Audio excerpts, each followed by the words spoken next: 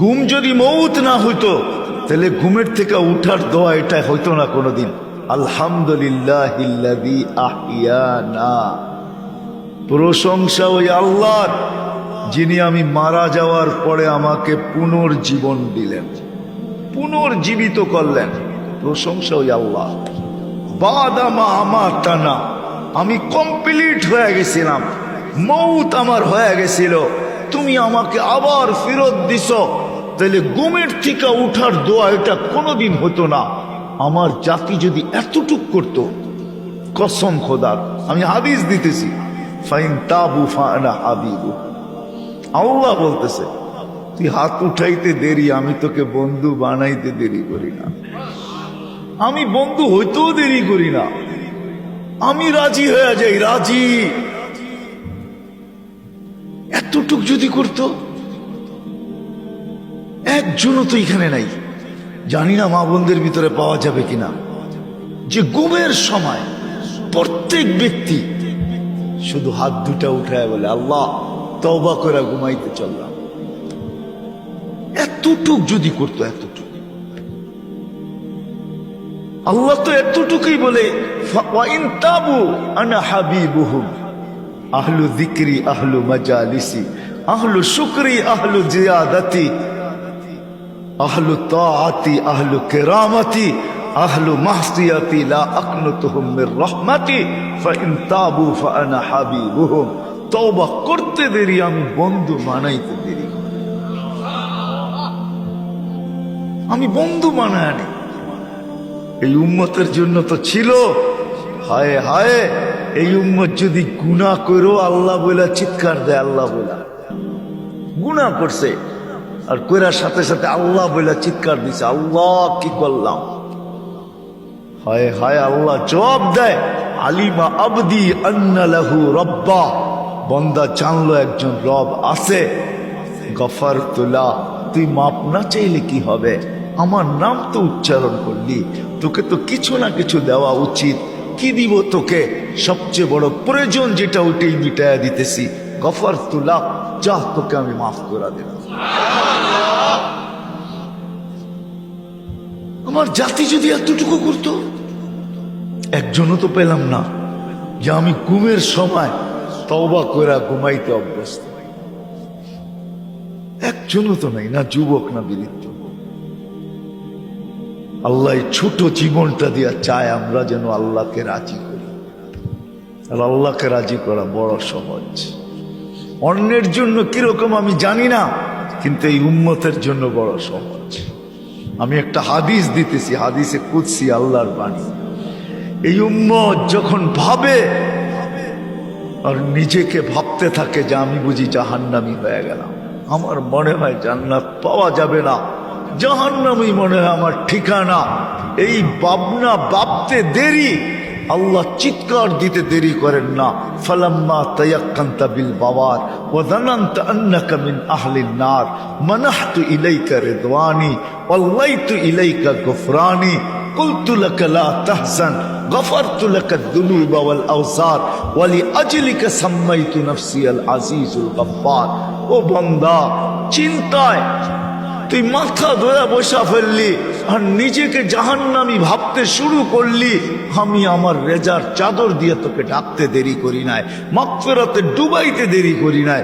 ছুটে আইসা পিঠে হাত বুলাইতে থাকেন আর বলতে থাকেন চিন্তার কোনো কারণ নাই, সব গুনাহ মাফ করে দিলাম, তোর জন্যই তো আমি আজিজুল গফফার। আমার জাতি যদি এতটুকু করতো, উদ্দেশ্য তো আল্লাহকে রাজি করা, এই ছোট জীবনটার বিনিময়ে আর কিচ্ছু না। আল্লাহ রাজি হওয়া বড় সহজ। রাজি যদি না হবে, চলেন আমি হাদিস দেই, ওলামা আমার সাথে একমত হবে, আসসালা ইলা সালাতি কাফারা, এক নামাজের থেকে আরেক নামাজে পা দিতে দেরি, মধ্যবর্তী গুনাহ মাপ চাওয়া ছাড়া মাপ করতে দেরি হন না, করেন না। আল জুমাতু ইলাল জুমা, এক জুমার থেকে আরেক জুমায় মসজিদে পা দিতে দেরি, এক সপ্তাহের গুনাহ মাফ করতে দেরি করেন না। আর রমাদান হইলা রমাদান, এক রমজান থেকে আরেক রমজানের চাঁদ দেখা মসজিদে পা দিতে দেরি, 1 বৎসরের গুনাহ মাফ করতে দেরি করেন না। আল্লাহ আমাদের থেকে চান যে আমরা যেন আল্লাহকে রাজি করি। কিন্তু প্রশ্ন আমিও উঠায় দিলাম, আপনাদের মাথায়ও আসবে, রাজি কিভাবে করব? এই জন্যই তো আল্লাহ রসুল সাল্লাল্লাহু আলাইহি ওয়াসাল্লাম প্রত্যেক মানুষের জন্য ভিন্ন ভিন্ন ভাবে আদর্শ হয়ে আসছেন। নারীর জন্য আলাদা আদর্শ, যুবকের জন্য আলাদা আদর্শ, গরিবের জন্য আলাদা আদর্শ, প্রত্যেকের জন্য আদর্শ হয়ে আসছেন।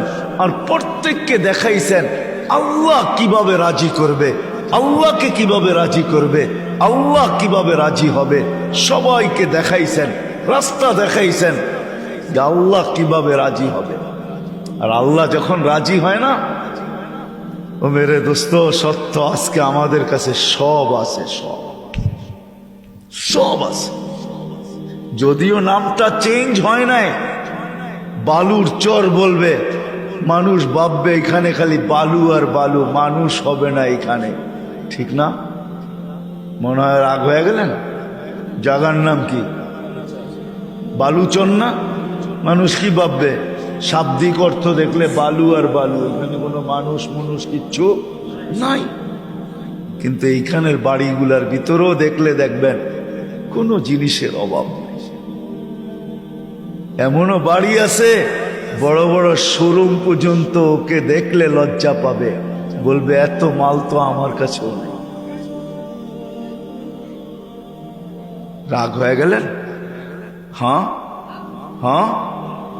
সব আছে, সব আছে, কিন্তু আল্লাহকে রাজি করতে পারি না বিদায় আমাদের কারো জীবনে সুখ নাই, শান্তি নাই, সুখ নাই। যার আছে সেও সুখী না, যার ঘরে নাই সেও সুখী না। যার ঘরে কিছু নাই সে তো সুখী না বুঝে আসে, সে পাওয়ার জন্য সুখী না, পাওয়ার জন্য ছুটতেছে। যার ঘরে আছে সেও সুখী না। কেউ আমাদের সমাজে সুখী না। কারণ কি জানেন? না কোনো ব্যক্তি সুখী, না কোনো সম্পর্ক সুখী, না কোনো ঘর সুখী, না কোনো ফ্যামিলি সুখী, না কোনো পরিবার সুখী। আমরা কেউ সুখী না। কারণ কি? কেন সুখী না? কোনো ব্যক্তিও সুখী না। কেউ বলতে পারবে না আই এম হ্যাপি, আমি সুখী। হ্যাঁ, হ্যাপি শুধু কেকে লেখা আছে, কেক হ্যাপি আমি মানি, কেকে লেখা আছে হ্যাপি, ঠিক না? কেকটাই শুধু হ্যাপি। আমরা হ্যাপি না, আমরা সুখী না। কোনো ব্যক্তি সুখী না, কোনো সম্পর্ক সুখী না। বলুক এখানের কোনো যুবক হাত উঠায়া যে আমি মা বাবা নিয়ে সুখী, সত্য করে বলুক। সেও ভাবে আমার মা বাবা যদি এরা না হইয়া অমুক অমুক হইতো বড় ভালো। সে তার মা বাবা নিয়ে সুখী না। আমরা কোনো সম্পর্ক নিয়ে সুখী না। কেন? অথচ সাহাবায়ে কেরাম তো এক কাপড়ে সুখী ছিলেন। মাসের পর মাস চুলা জ্বলে নাই, তারপরে সুখী। মাসের পর মাস চুলা জ্বলে নাই, তারপরে সুখী। এক কাপড়ে সুখী, কিছু নাই ঘরে, তারপর সন্তান মা বাবা নিয়ে সুখী, পাই নিয়ে সুখী। সম্পর্ক বলতে যা বোঝা যায়, সবাই সবাইকে নিয়ে সুখী। কোথাও দুঃখ ছিল না, দুঃখী জিনিস জানতেনই না। কেন? ওইখানে আল্লাহকে রাজি করাই সবার জীবনের উদ্দেশ্য ছিল। আজকে আল্লাহ পাওয়া আমাদের জীবনের উদ্দেশ্য না, যেটা আমাদের এই ছোট জীবনের দ্বারা আল্লাহ চান। আল্লাহ রাজি করা আমাদের উদ্দেশ্য না, আল্লাহ পাওয়া আমাদের উদ্দেশ্য না। আমাদের শুধু এই 60-70 বছরের জীবনটা করা উদ্দেশ্য, কাটানো উদ্দেশ্য, এটাকেই গুছানো উদ্দেশ্য। এই জন্য আমার কথা শুরু এখান থেকে। আল্লাহ করুক, বুঝে আসুক আমাদের এই ছোট জীবনটা দিয়া। আল্লাহ আমাদের কাছ থেকে চান আমরা যেন আল্লাহকে রাজি, গরিব যেন দারিদ্রতার ভিতরে রাজি করেন, নারী যেন নারীত্বের ভিতরে, পুরুষ যেমন পুরুষত্বের ভিতরে, যুবক যেন যৌবনের ভিতরে। চলেন একটা একটা করে দেখি আল্লাহ কি দিবে। যুবক যদি যৌবন অবস্থায় আল্লাহকে রাজি করলো, কসম খোদার, আল্লাহ ওই যুবককে দেখেন আর ফেরেশতাদেরকে দেখায়া বলেন, হাদা আবদি হাক্কা, এই যুবক আমার পারফেক্ট বান্দা, ইন্নী উবাহি বিহিল মালাইকা। ও যুবক, ও ফেরেশতা, তোমাদের উপর আমি এই যুবককে নিয়ে গর্ব করি, গৌরব করি। কি দিবেন এই যুবককে আপনি? কি দিবেন? শুধু এইখানেই শেষ না। আল্লাহ বলে, যুবক, তোর জন্য আরশের নিচের ছায়া অপেক্ষা করতেছে। সাবআতু ইয়াযিল্লুহুমুল্লাহু তাহতা যিল্লি, তোর জন্য জান্নাত অপেক্ষা করতেছে। তুই যুবক, যৌবন দিয়েই তোকে জান্নাতে দিব, সব আশা ওইখানে পুরাবো। হায় হায় মেরে দোস্ত, সত্য এটাই। সাহাবায়ে কেরামও আমাদের চেয়ে বুদ্ধিমান কম ছিলেন না। আমরা ভাবি ওনারা বোকা ছিলেন, আমরা বুদ্ধিমান, ঠিক না? না না না না, ওনারাই বুদ্ধিমান ছিলেন, আমরাই বোকা। ওনারা অসাধারণ বিদ্যা। আপনাদেরকে দুই চারটা আমি দেখাই। যারা মেঘকে ডাইকা বৃষ্টি বর্ষণ করাইতে পারতেন, তারা কি দুনিয়াটাকে উন্নতি করতে পারতেন না? আপনার বিবেক কি বলে? হ্যাঁ, আপনি বিবেক থেকে বলতেছেন তো? যারা মেঘকে ডাইকা বৃষ্টি বর্ষণ করাইতে পারতেন, তাদের ইচ্ছা মতো বর্ষিত হতো, তারা কি দুনিয়াটাকে বানাইতে পারতেন না? হ্যাঁ হ্যাঁ, যারা হাতের ইশারায় অগ্নিগিরিকে পাহাড়ে আবদ্ধ করতে পারতেন, যাদের ইশারা অগ্নিগিরি মানতে বাধ্য, তারা কি দুনিয়াটাকে উন্নত করতে পারতেন না? যারা 3000 কিলোমিটার দূর, উইদাউট 3000 কিলোমিটার দূর, উইদাউট কোন টেকনোলজি ছাড়া, ইথারকে অধীন করে, ইথারকে অধীন করে কথাকে পৌঁছাইতে পারতেন, ছবিকে পৌঁছাইতে পারতেন, দেখাইতে পারতেন, ওরা কি দুনিয়াটা উন্নত করতে পারতেন না? আমি তো এই পাহাড় এখনো চিনি, যার পাহাড় সমান সাইনবোর্ড লাগানো আছে, বন্দর আব্বাস, ইরানের শহর, যেটা মদিনা মুনাওয়ারার থেকে 3000 কিলোমিটার দূরে। আমিরুল মুমিনিন জুমার দিন মেম্বরে দাঁড়ায়া সেনাপতিকে বলতেছে, এই পাহাড়টা আগে সামলা। ওটা তো এখনো রাখা আছে। চলেন আমি আপনাকে দেখায় নিয়ে আসবো। যারা টোকা দিলে ভূমিকম্প ভাগতে বাধ্য হইত, যারা চিঠি দিলে দরিয়ায় নীল পানি আজও ছাড়তে বাধ্য। আমি তো একবার না 6 বার যেয়ে দেখা আসছি। যারা সমুদ্রের উপরে স্থলের মতো ঘোড়া দৌড়াইতে পারত, 27 কিলোমিটার দৌড়ায় যারা বাহরাইন স্বাধীন করছেন, 27 কিলোমিটার ঘোড়ার উপরে চলে।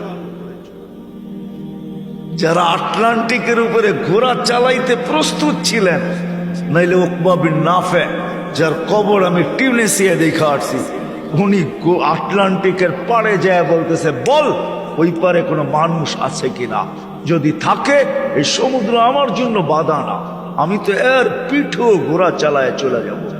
অথচ প্লেনে পার হইতে লাগে 8 ঘন্টা। ক্যাসেবলঙ্কা টু নিউ ইয়র্ক আমি দুইবার গেছি। মরক্কো, ক্যাসেবলঙ্কা টু নিউ ইয়র্ক 8 ঘন্টা টানা ফ্লাইট। এই পারের থেকে ওঠে ওই পারে নামে, 8 ঘন্টা কন্টিনিউ চলে। আমি তো কোনো মিডিয়ার কথা বলতেছি না, পেপারের কথা বলতেছি না, আমি তো চোখে দেখার কথা বলতেছি। আমি 2 বার গেছি ক্যাসেবলঙ্কা, মরক্কো আমি 2 বার গেছি। ওই জায়গা আমার চোখে আমি 2 বার দেখছি, যেখানে এখনো মিনার বানানো আছে, 2টা লেখা আছে এটা ওই জায়গা যেখান দিয়া উকবা বিন নাফে রাদিয়াল্লাহু তাআলা আনহু আটলান্টিক ঘোড়া দিয়া পার হইতে চেয়েছিলেন। এখনো লেখা আছে, আরবিতে, ইংলিশে লেখা আছে। চলেন আমার লগে দেখায় দেখি। আল্লাহ পাওয়া আমাদের এই জীবনের উদ্দেশ্য। আর আল্লাহ এটাই বলতেছে, ওয়াজাত্তানি ওয়াজাত্তা কুল্লা শাই, আমাকে পাইলে সব পাওয়া যাবে। ফুত্তানি ফাতাকা কুল্লা শাই, আমাকে না পাইলে কিছুই পাবে না। গর্ত থাকবে, বাড়ি তো থাকবে, টাকা তো থাকবে, পয়সা তো থাকবে, সবকিছু থাকবে, কিন্তু সব জায়গায় শুধু শূন্য শূন্য শূন্য শূন্য শূন্য। আমার মনে আছে 2019-এ আমি ইংল্যান্ডের এক সিঙ্গারের সাথে আমি সময় লাগাইছি, তার নাম ইউসুফ। আগে কি নাম ছিল আমার জানা নাই, ইংলিশ নাম তো, অনেক বিদগুটে নাম হয় ওদের। তো আমার সাথে সময় লাগাইতেছিল, বড় নাম করা সিঙ্গার। আপনি বর্তমান ইউসুফ লেখা সার্চ দিলে ওকে পাবেন। তো বলতেছিল আমাকে, মুফতি সাহেব, এক একটা স্টেজ প্রোগ্রাম করতাম, পাউন্ড বৃষ্টির মতো পড়তে থাকতো, বৃষ্টির পাউন্ড। হায়, যেখান দিয়ে হাঁটতাম মানুষ ছোঁয়ার জন্য পাগল ছিল, অটোগ্রাফ নেওয়ার জন্য মানুষ দাঁড়ায় থাকতো ঘন্টার পর ঘন্টা। মসজিদে বৈশা বলতেছে, তোমাকে আমি কসম খায়া বলি, মানুষ জানতো না আমার ভিতরটা কেমন শূন্য ছিল। আমার ভিতরটা শূন্য ছিল, এক অশান্তির আগুন আমার ভিতরে জ্বলতেছিল, কেউ জানতো না। সবাই ভাবতো আমি বড় সেলিব্রিটি, কিন্তু আমি জানতাম আমি কে। কিন্তু যেদিন কলেমা পড়ছি, আমার শূন্যতাটা দূর হয়ে গেছে, ভিতরের আগুনের পাহাড়টা যেন কে নিভায়া দিছে। আজকে আমি মসজিদের পার্টিতে যেই মজা পাই, ওই মজা আমার সেলিব্রিটি থাকা অবস্থায় ছিল। আমি তো দুনিয়া ঘুরে আপনাদেরকে বুঝাইতে চাই। আপনি এখনো সার্চ দিলে পাবেন সে বেঁচে আছে। আমি এরকম হাজারো সেলিব্রিটি চিনি দুনিয়াতে। আল্লাহ আমাকে ঘুরায়, চিনি আমি, স্বীকার করে আমার কাছে। এই জন্যই আপনাদের পায়ে ধরতেছি, আল্লাহকে রাজি। আল্লাহর ওয়াদা, ওয়াজাত্তানি ওয়াজাত্তা কুল্লা শাই।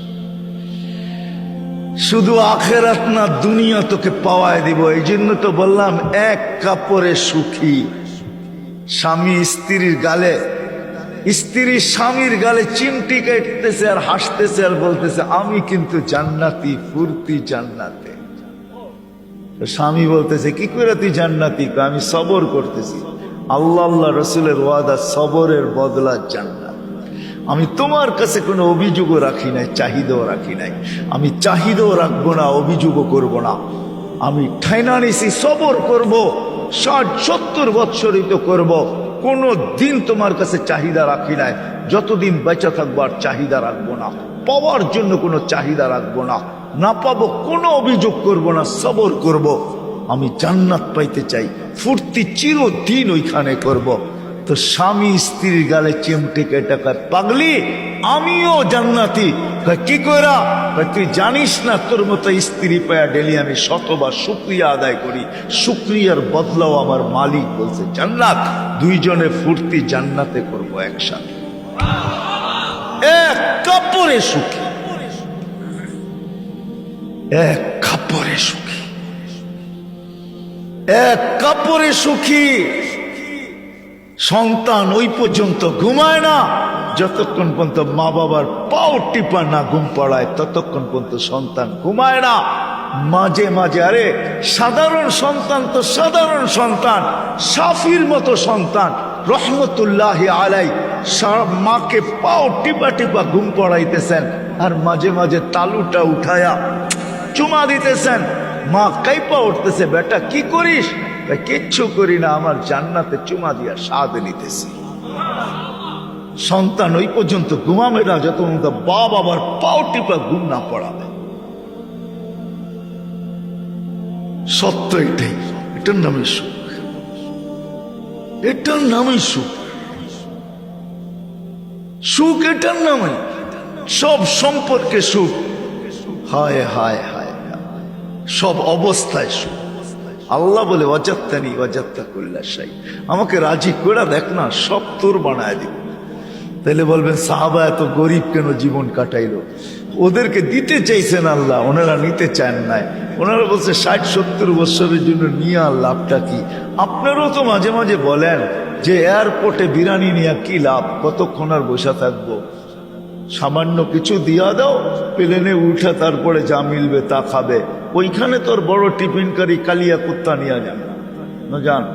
চেয়ারম্যান সাহেব গেলেও যেতে পারে, ঠিক না? চেয়ারম্যান মানুষ, কি বলেন, ঠিক না? হ্যাঁ, ওনারা ভাবতেন দুনিয়া 60-70 বছর থাকবো এখানে, পাইলেই কি না পাইলেই, পাইলেই কি না পাইলেই কি। আমরা তো ভাবি দুনিয়ায় না পাইলে আর পাবো তো পাবো কোথায়, ঠিক না? এই জন্য আমাদের যুবকরা সারা রাত্র নেটের ভিতরে বাবা কত কষ্ট করে পয়সা অর্জন করে। আমি তো 19 তারিখে আসছি মালয়েশিয়ার থেকে। আমি তো সারাটা বৎসরের লম্বা সময় আমার প্রবাসীদেরকে দেখতে দেখতে চলে যায়। ওদের সাথে আমার বড় ইয়ারি, বড় দোস্তি, ওদের বড় কান্না আমার এখানে রাখা আছে। আমিও কাঁদি মাঝে মাঝে, ওদের কষ্ট দেখলে আমার চোখে কান্না আসে। হায়, এত কষ্ট করে টাকা পাঠায়, পরিশ্রম করে, কিন্তু দেখবেন যুবকদেরকে বাপের টাকা দিয়ে সারা রাত্র নেট চালায়। আমি তো সব জায়গায় বলি 23 সাল বলে দুর্ভিক্ষের সাল, বৎসর 23 দুর্ভিক্ষের বৎসর। আমার জাতি যদি শুধু নেটের পয়সাগুলা জমা রাখতো, ইন্টারনেটে যা ব্যবহার করে আমাদের যুবক যুবতীরা, প্রত্যেক বাড়ির ডিশের যে পয়সাগুলা কি ফাও দেওয়া যায় লাগায়, কত মাসে বিল, এখন ডিশের বিল কত, এই পয়সাগুলা যদি জমা রাখতো 1 বছরের, তাহলে আমার মনে হয় কসম খোদার দুর্ভিক্ষ এরকম 5 বার আসলো মনে হয় দেশে কোনো অভাব হতো না।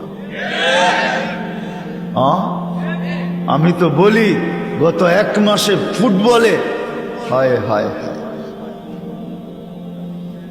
রাগ হো না যুবক, তোমাদের পায়ে হাত রাখি। জার্সি আর পতাকার পিছনে আর প্রজেক্টরের পিছনে যতটুকু পয়সা খরচ হয়েছে, ওটা যদি জমা রাখা হতো, পুরা দেশ না চলতে পারলেও সিরাজদি খানের মতো থানা 1 বছর চলতে পারত না, পারতো না। হায় হায়, এই জন্যই আমি শেষ জায়গায় চলে আসছি। আল্লাহ বেশি কিছু চান না, ছোট জীবনটার বিনিময়ে চায় আমাকে রাজি করে। আল্লাহকে রাজি করা চান, আল্লাহকে রাজি করা চান, আল্লাহকে রাজি করো। অজাত্তানি অজাত্তাকুল্লা শাই, আল্লাহকে রাজি হবে কি হবে না এটাও বলছে উতলুবনি তাচিতনি। তুই আমাকে রাজি করার জন্য তালাশে নাম না, আমি যদি রাজি না হই তারপরে বলিস উতলুবনি তাচিতনি অজাত্তানি অজাত্তাকুল্লা শাই। ফাইন রাযিতা বিমা কাসসামতু লাক আরিহতু লাকা জিসমাকা ওয়া নাফসাক তাকুনু ইন্নী মাহমুদা। আরেক জায়গায় বলেন, তুই যদি আমাকে রাজি করলি তাহলে আমি তোকে রাজি করে ছাড়ব, তো চিত্তকে শান্তি দিব, তোকে শান্তি দিব। আল্লাহ চায় আমরা আল্লাহকে রাজি করব। কিভাবে করব? ওই পদ্ধতি নিয়েই মুহাম্মদুর রাসূলুল্লাহ সাল্লাল্লাহু আলাইহি ওয়াসাল্লাম আসছেন। যুবককে যৌবনে রেখা, নারীকে নারীত্বে রেখা, পুরুষকে পুরুষত্বে রেখা, ধনীকে ধনের ভিতরে রেখা। আপনি বলবেন এটা মানতে গেলে তো আমাদের ধন সম্পদ মনে হয় সব শেষ হয়ে যাবে। তাহলে আপনি ওমর রাদিয়াল্লাহু তাআলা আনহুর দিকে দেখেন,